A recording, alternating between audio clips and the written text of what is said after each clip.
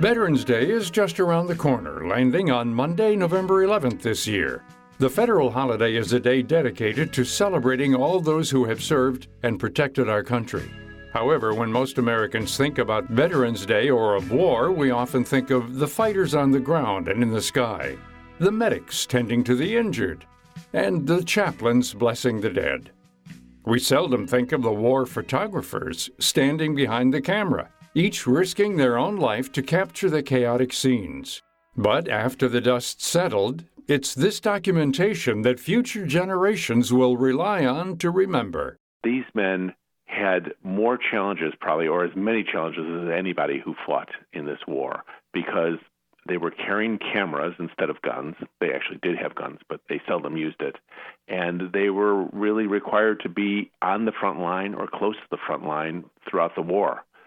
So they were oftentimes in front of troops in dozens of battles. One of the photographers survived 5 amphibious landings. And unlike chaplains and unlike doctors, they were fair game. Anyone could shoot at them, and they did carry guns but didn't use them.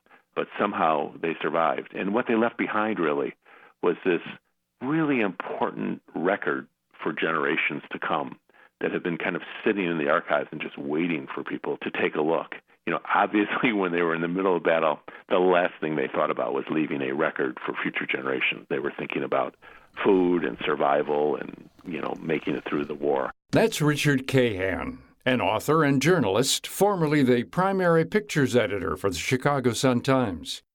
Cahan, along with co-authors Mark Jacob and Michael Williams, traveled to the National Archives in College Park, Maryland, and viewed more than 500,000 photographs from World War II. And the culmination of this research is shown in the new book, Aftershock: The Human Toll of War, Haunting World War II Images by America's Soldier Photographers. This is a book that's based on photographs from a small but very special unit of Army photographers. They were in the U.S. Army Signal Corps. And these men weren't necessarily professional photographers. Somewhere along the line when they were enlisted, they wrote on some form that they were interested in photography. So some were experienced and some had really never done anything but amateur photography. The book features photos from around the world shot primarily during 1945, the last year of World War II, and is organized chronologically. It candidly depicts the aftermath, the sheer destruction, and the loss, both military and civilian, caused by years and years of conflict. There's a picture of civilians in Germany cutting apart a horse that had died on the street of their small town in Germany, and they're cutting apart the horse so that they can eat the meat from that. And we're so far from that experience. War seems much more sanitized now, especially for Americans, because we fight thousands of miles away and we're not affected so much by war. And I think that's one of the things that really struck me, is how many civilians were killed in the war, who went hungry during the war. They worried about where they could eat next. People in London spent their nights in the underground trying to avoid bombing. And I thought that was really important for our generation to see this in an emotional way. The ability of photos to take us back to a clear moment in time is what makes them so special. But the job of a photographer to capture this history during World War II wasn't so simple. In those days, photographers pretty much used 2 types of cameras: a square camera, which made them particularly vulnerable because they held it above their waist and they looked down into the camera. So they really were not watching what was in front of them, but they were looking down on this little screen before they photographed.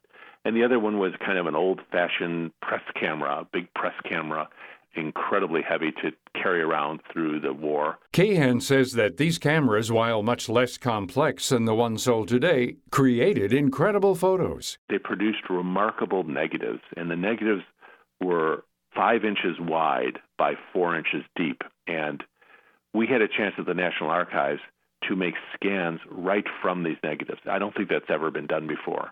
And so we literally laid a 4 by 5 inch sheet of paper on a scanner, and the results were something that I don't think the photographers could have imagined in those days, because some of these pictures have been seen before, and some of them have never been seen before. And so there will be pictures in the book that are probably familiar, especially pictures of the end of the concentration camps. But again, no one's ever seen the detail in these pictures, and that gave us a real chance to do something that I think is important and special. Some of the photos in the book appear as if they were taken in the midst of an active battlefield. But despite the bulkiness of the camera and how exposed these photographers were, there were a remarkably low number of deaths. I'm surprised at the low number. There were probably around a dozen or a couple of dozen that died, and it's hard to believe because there were hundreds of photographers. So, what happened to all of the photographers in the U.S. Army Signal Corps from the war? Cahan says that most of these men were in their 20s at the time, and today would be 95 to 100 years old if still alive. I think one of the things that moved me the most was when we were pretty much done with the book, or done with laying out the book, we decided to track down what had happened to all the photographers. And I think there's about 60 at the end of the book. And one of the children said that she separates veterans into two camps, those who spend the rest of their lives talking about their experiences and those who talk very little. And almost to the person, every one of these men did not talk about their experiences, but they understood the importance enough that they oftentimes wrote memoirs or diaries. They collected their pictures together in little boxes. And over these decades, I think their kids have been really learning more about them. And the nice thing about being a photographer is you leave behind a record of what you saw, and so their kids can see that. The stories and footage held by the families of these veterans is all that remains from a war that ended almost 75 years ago. The horrors of war, whether you're a photographer, soldier, or civilian, stick with each person differently. Some of them became famous. There's a photographer by the name of John Gutman who became a very famous documentary photographer, and there's a photographer who won a Pulitzer Prize, and I had no idea that that happened. Most of them, as I mentioned, went on to really quiet lives, and I think that impact is kind of a microcosm of veterans all over and how they reacted, and they came back either kind of flamboyant and thrilled that they had made it or very quiet.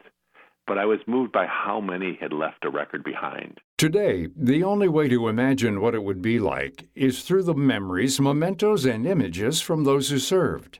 Cahan says after the war, upon return to the U.S., the men from the U.S. Signal Corps moved on to pursue careers in photography, while others put away their cameras for good. The effect was pretty profound. I think the effect of any veteran who saw action in World War II was profound, but these men saw much more than the average GI, and many of them came back and really gave up photography. They had seen enough through their camera, and they took on careers that were usually associated with photography, printers or newspaper reporters. To learn more about the photographers from the U.S. Signal Corps and to check out some of the photos from the book, Aftershock, The Human Toll of War, Haunting World War II Images by America's Soldier Photographers, visit viewpointsradio.org.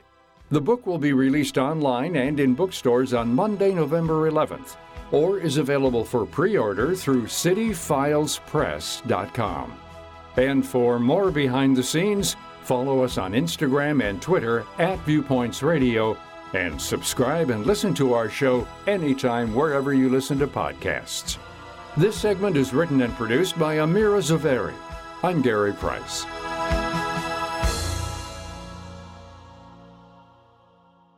It's National Alzheimer's Disease Awareness Month, as well as National Family Caregivers Month. The two go together since there are more than 16 million families and friends in the U.S. caring for someone with Alzheimer's. According to the Alzheimer's Association, 4 out of 5 caregivers say they'd like more support in providing care, especially from their families, yet 39% haven't engaged others in caregiving tasks. Ruth Drew, Director of Information and Support Services for the Alzheimer's Association, has suggestions on ways to help. Make a standing appointment to give the caregiver a break so they can run errands or go to a support group. Caregivers often feel isolated or alone, so check in with a phone call or stop by for a visit. And when you offer support, be specific. Say, I'm going to the store, what do you need, rather than call me if you need anything. People overwhelmingly agree caregiving for someone with Alzheimer's should be a group effort. Find more tips and resources for caregivers at alz.org.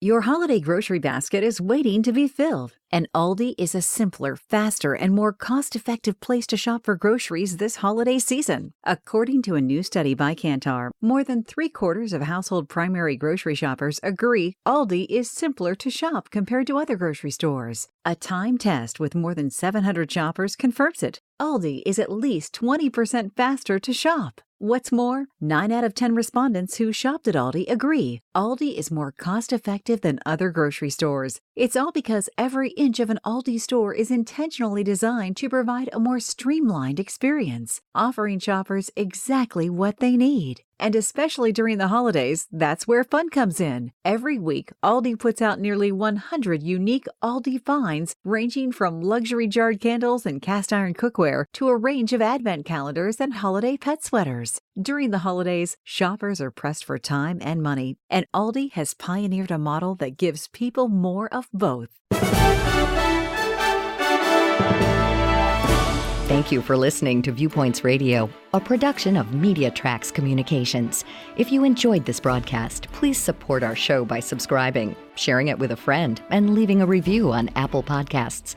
You can find more Viewpoints stories on Apple Podcasts, Google Play, Spotify, and viewpointsonline.net. Also, follow us on Instagram and Twitter at Viewpoints Radio. Coming up on Viewpoints. You might say, oh, I didn't do anything different. I just did more of the same, going out to eat, taking Ubers. And so my life doesn't look any better, but I'm spending a lot more money. How technology is making it harder to keep track of our money. Then, a lot of Americans my age, our first encounter with colors and names came from the Crayola crayon box. The deeper meanings behind color. I'm Marty Peterson. And I'm Gary Price. These stories in depth on your public affairs magazine, Viewpoints.